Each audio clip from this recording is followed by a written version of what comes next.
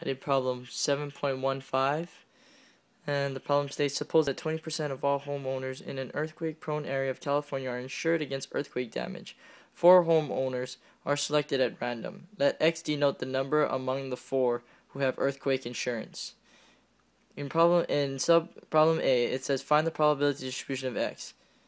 So what I did was basically I labeled I as insured and NI as not insured, and I made a tree diagram stating that 0.20 are insured, and our sample size was 4, so that's why there are 4 branches out. So since we know that 0.2 is 20% of all homeowners are insured, we know that we can find out the probability, or the percent that of homeowners that are not insured. So 1 minus 0.20 is 0.80. So as you continue down in the tree diagram, each homeowner is independent, and so that's why all the values, all the probabilities are the same. And so now we can write our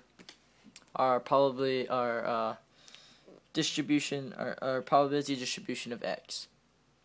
So we have our values that we have the values 0, 1, 2, 3, and 4, which represent either all 4 have insurance, all 3 have insurance, 3 have insurance, 2 out of the 4 have insurance, 1, etc.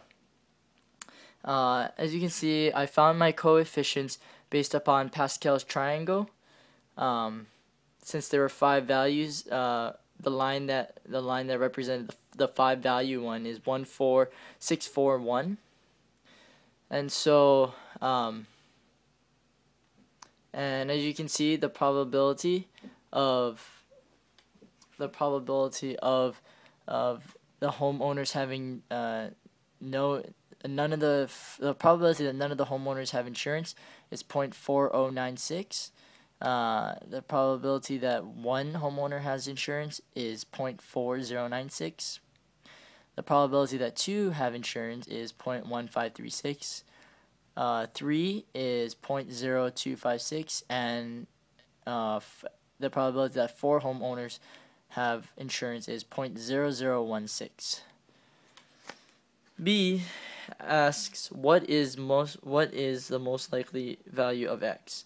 I put down the most likely value would be 0 and 1 because they both have the highest probability of happening. As you can see, the values 0 and 1 do have the highest probability, 0.4096. C is asking what is the probability that at least 2 of the 4 selected homeowners have earthquake insurance. So in order to find the probability of at least 2 homeowners having insurance, we basically want to calculate the probabilities that are above, that are higher than 2, that are 2 and higher.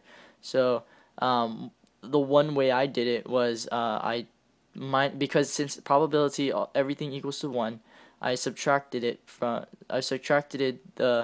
0.4096 and 0.4096, so 1 minus 2 times 0.4096, so that's like the values of 1 and 0, and I got the probability is equal to 0.1808.